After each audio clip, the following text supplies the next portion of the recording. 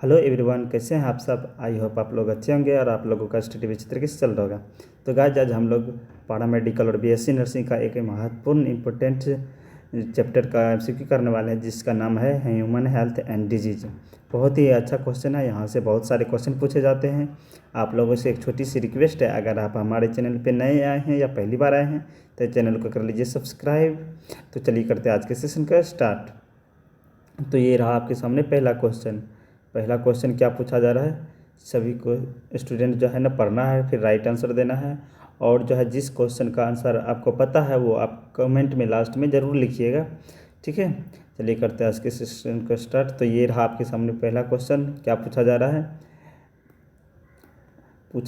Plasmodium की संक्रमण अवस्था जो मानव शरीर में प्रवेश करती है। प्लाज्मोडियम की संक्रमण अवस्था जो मानव शरीर में प्रवेश करती है क्या कहलाती है। आपको बताना है कि वह प्लाज्मोडियम की संक्रमण अवस्था जो मानव शरीर में प्रवेश करती है क्या कहलाती है। ऑप्शन ए में है आपका जीवाणुज, ऑप्शन बी में है मादा युग्मक, ऑप्शन सी में है नर युग्मक जनक, ऑप्शन डी में पोषाणु। क्या होगा राइट आंसर। याद रखिएगा गाइस जी, इसका जो करेक्ट आंसर होगा ऑप्शन नंबर ए आपका सही हो जाएगा, ठीक है। जीवाणुज के नाम से जानते हैं, ठीक है। इसको किस नाम से जानते हैं, जीवाणुज, जिसको अंग्रेजी में स्पोरोसाइट भी कहा जाता है। याद रखिएगा, इसी का दूसरा नाम क्या है, स्पोरोजोइट,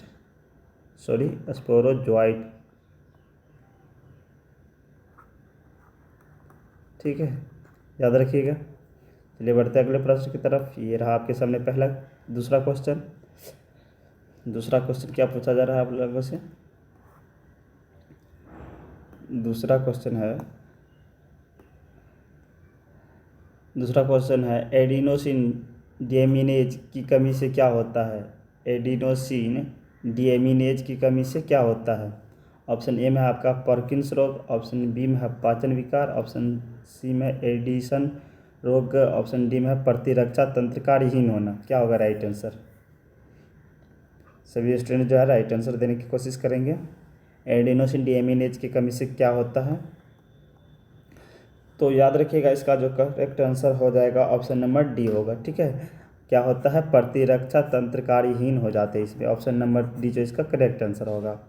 और ये क्या था कि एडिनोसिन डीएमिनेज की कमी से कौन सा रोग होता है, प्रतिरक्षा तंत्र कार्यहीन हो जाता है। ये आपका ऑप्शन ए में जो दिख रहा है पार्किंस रोग किसके कमी से हो जाता है। तो यहाँ पे डोपामाइन नामक रसायन की कमी से होता है। यहाँ पे लिख दे रहे हैं डोपामाइन, ठीक है। डोपामाइन के कमी से कौन सा रोग होता है, पार्किंस रोग होता है। एडिसन रोग किसकी कमी से होता है, एडिसन रोग किसकी कमी से होता है। एडिसन रोग जो होते हैं वो होता है कॉर्टिसेल, याद रखिएगा, कॉर्टिसेल और एल्डोस्टेरॉन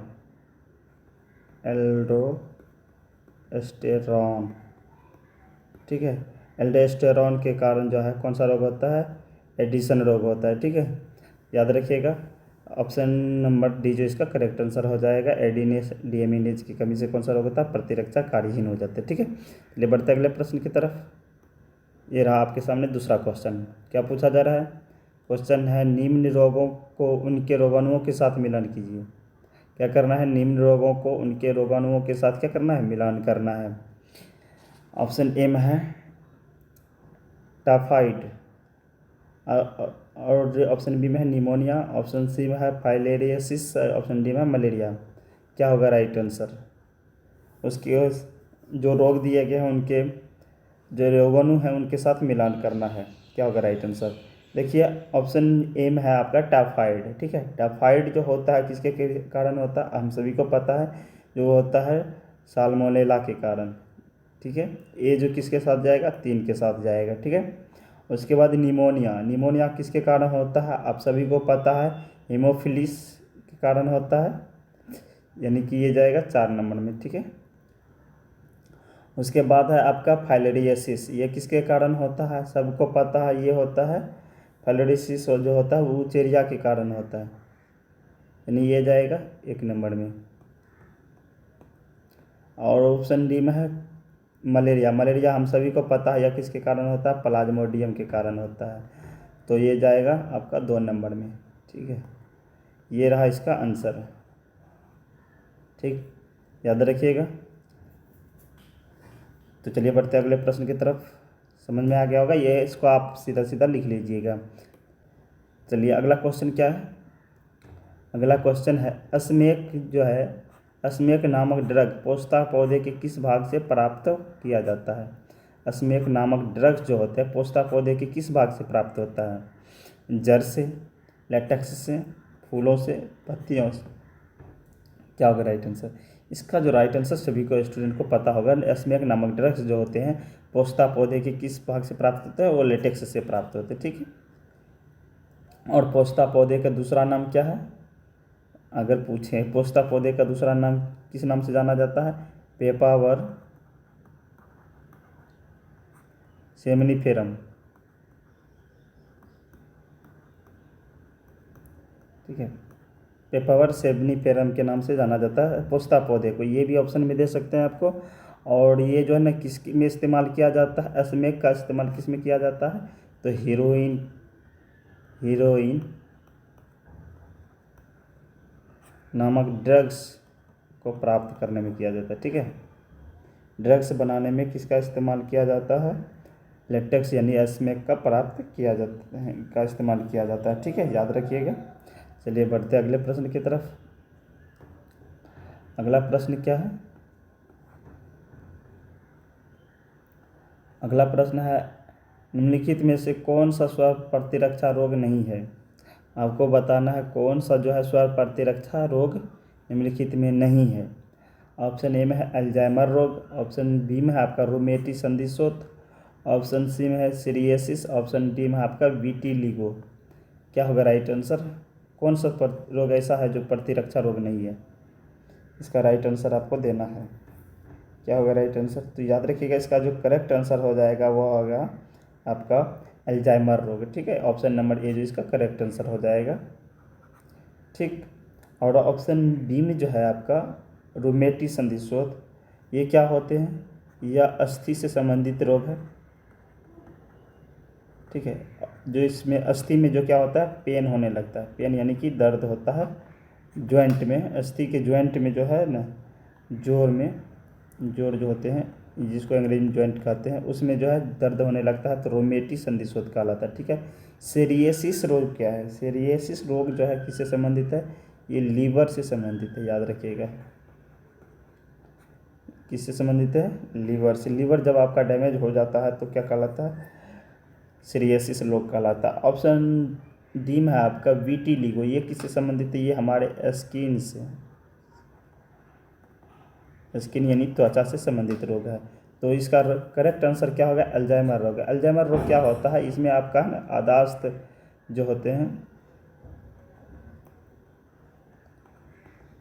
याददाश्त जो है कुछ सोचने की, कुछ समझने की जो है ना क्षमता खोने लगते हैं, और आपकी जो है कोई निर्णय सही से नहीं ले पाते। ये इसका करेक्ट आंसर हो जाएगा। ठीक है, ऑप्शन नंबर ए। चलिए बढ़ते अगले प्रश्न की तरफ। अगला क्वेश्चन क्या है,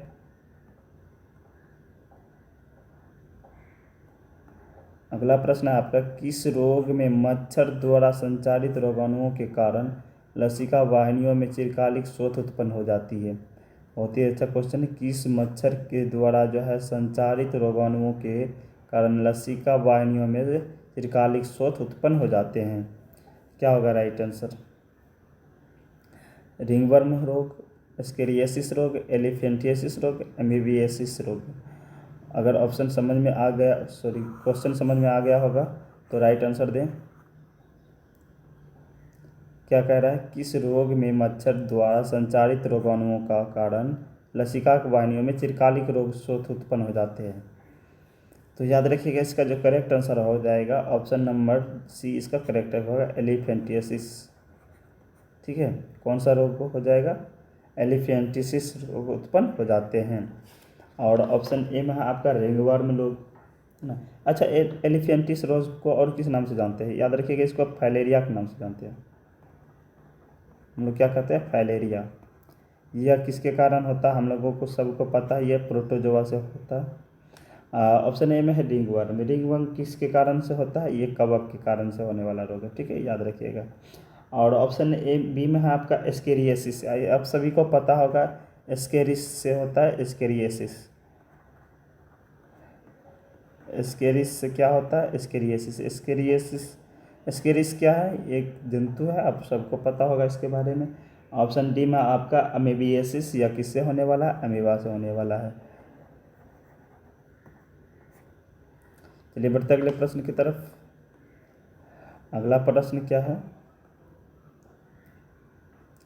अगला प्रश्न है आपका, माल्ट मानव शरीर में लसिका ऊतक का लगभग कितना प्रतिशत होता है?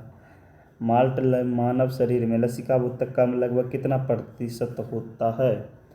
तो याद रखिएगा क्या होगा राइट आंसर। तो ऑप्शन नंबर ए में है 50%, ऑप्शन बी में है 20%, ऑप्शन सी में है आपका 70%, ऑप्शन डी में 10%। क्या होगा राइट आंसर? क्या होना चाहिए राइट आंसर? तो याद रखिएगा इसका जो करेक्ट आंसर हो जाएगा ऑप्शन नंबर ए हो जाएगा, ठीक है। ऑप्शन नंबर ए इसका करेक्ट आंसर होगा। लसिका ऊतक का यह कितना होता है माल्ट? जो है 50% होता है, ठीक है। अच्छा, माल्ट का अगर आपसे फुल फॉर्म पूछे तो क्या होता है? माल्ट का पूरा नाम क्या होता है? माल्ट का पूरा नाम होता है mucosa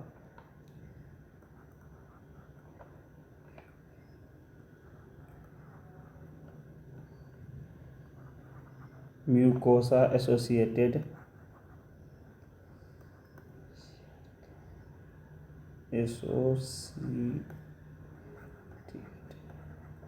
associated lymphoid tissue, LYMPHOID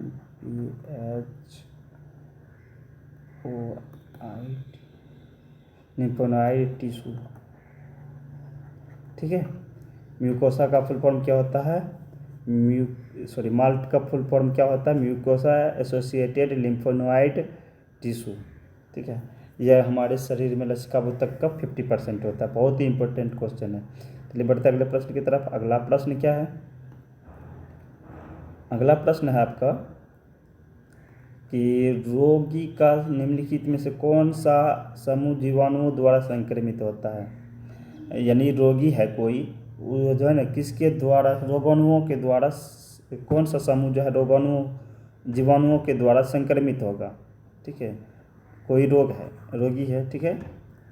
अब इसका जो शरीर है इसमें से कौन सा समूह जो है ना जीवाणुओं द्वारा संक्रमित हुआ है? इस रोगी का जो शरीर है किस जीवाणु निम्नलिखित समूह में कौन सा जीवाणु है जो इसका यानी जीवाणु का समूह कौन सा है जो इसका शरीर जो है क्या हुआ है? रोगग्रसित हुआ, यानी कि संक्रमित हुआ है। ऑप्शन ए में है टिटनेस और गलसूहा, ठीक है। ऑप्शन ए में क्या है आपका? टिटनेस और गलसूहा। हम सभी को पता है टिटनेस और गलसूहा जो होता है किसके कारण होता है? ये होता है वायरस के कारण, ठीक है। ये तो इसका करेक्ट आंसर होगा नहीं, क्योंकि पूछ रहा है जीवाणु के बारे में। ऑप्शन बी में आपका हर्पीज और इन्फ्लुएंजा। हर्पीज और इन्फ्लुएंजा, हर्पीज जो होता है जीवाणु के कारण, ठीक है। लेकिन इन्फ्लुएंजा जो होता है किसके कारण होता है? वायरस के कारण होता है। उस ऑप्शन बी में है हाइजा और टिटनेस। देखिए हाइजा जो होता है किसके कारण होता है? जीवाणु के कारण होता है। टिटनेस किसके कारण होता है? ये जीवाणु के कारण होता है, ठीक है। ऑप्शन डी में है आपका टाइफाइड और चेचक, जिसको स्मॉल पॉक्स के नाम से जानते हैं। यह किसके कारण होता है? आप सभी को पता होगा टाइफाइड जो होता है किसके कारण होता है? साल्मोनेला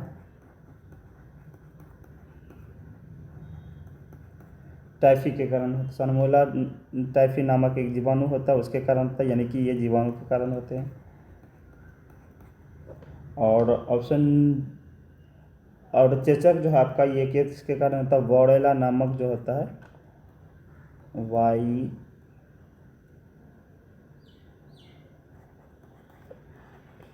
वायरियोला नामक क्या होते हैं?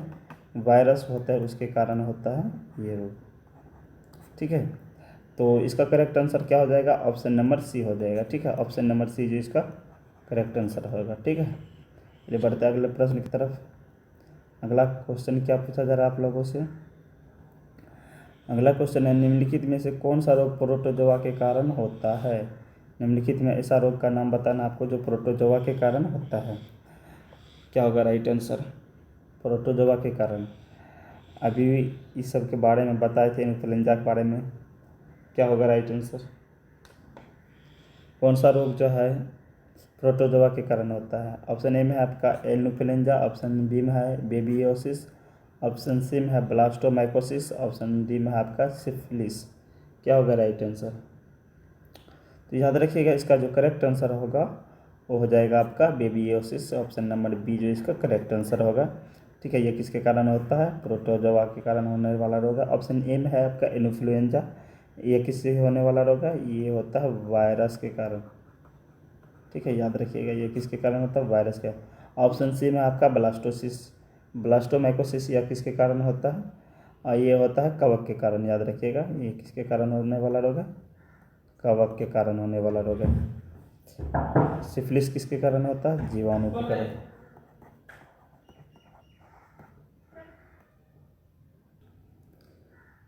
चलिए बढ़ते अगले प्रश्न की तरफ।